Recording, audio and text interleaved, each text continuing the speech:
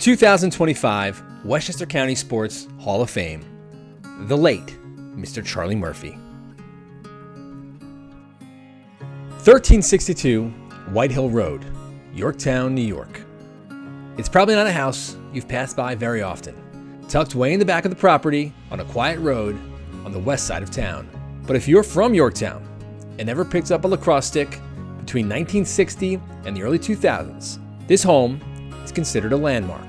This house belonged to Charlie Murphy, but in reality, it was a second home for some of the greatest lacrosse players to ever come through this part of the country. The central piece to all of that was Charlie Murphy.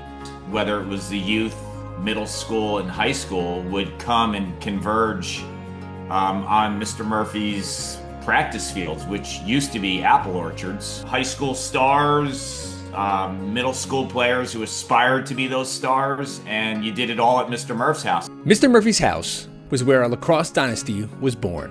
In 1965, Murphy, a former Princeton midfielder, founded Yorktown High School lacrosse, writing a check to fund the first public school program of its kind in the region. He never coached a game, he never wore a whistle, but his fingerprints were on everything that followed. Well, I think Mr. Murphy is probably one of the most revered men in the history of Yorktown. And he loved everybody, and everybody loved him. As you've heard in the past, he wasn't like a warm, fuzzy guy. He was pretty gruff, but he was great. He was wonderful. Everything started with him. He's known for funding the program and all that, but I think Jim Turnbull was the first coach, and Jerry Walsh would acknowledge that he was the advisor, if you will. What happened at this house in Yorktown became legend. Pretzel rods on the counter, cherry cokes in the fridge, lacrosse games on VHS. For every player, there were rules. Respect the house, work hard, clean up, and be humble. The more you were there, the more Mr. Murphy expected.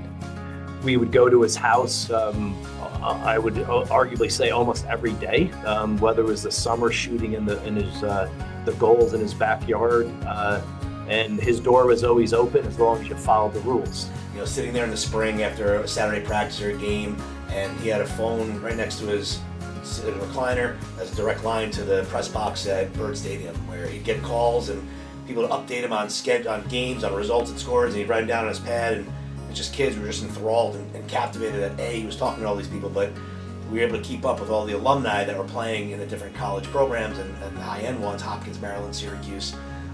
It was really cool as a kid to have that inside scoop on the college lacrosse world. It became, such a special moment for me and Charlie because I didn't have any grandfathers, right? They had passed already, and Charlie didn't have family, so kind of we filled that kind of void for each other. But I essentially lived at his house for the last 2 years in high school. And I remember walking into the house, and I was just getting introduced to the game of lacrosse. And I walk into this guy's house, and it's like a lacrosse shrine.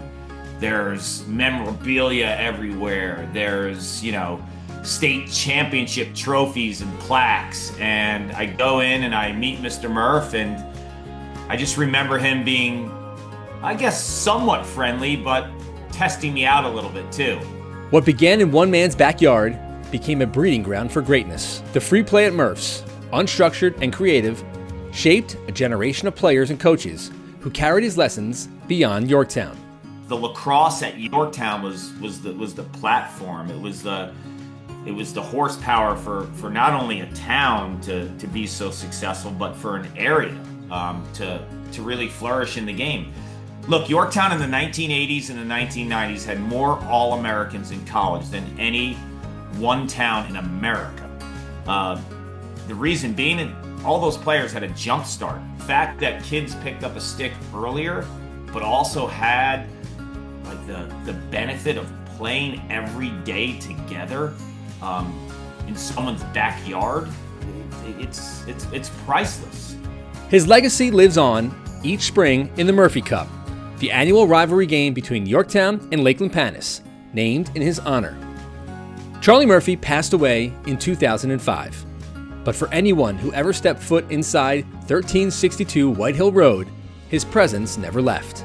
that game means more, and the Murphy Cup is just to win that is to pay homage to him and to what he did for the sport. I mean, we have a lot of funny stories. Some probably aren't repeatable, but he's definitely been a huge influence on so many of us. You know, he had the fire going, and I said, why do you think we get along as well as we do? And without even thinking, he said, we're kindred spirits.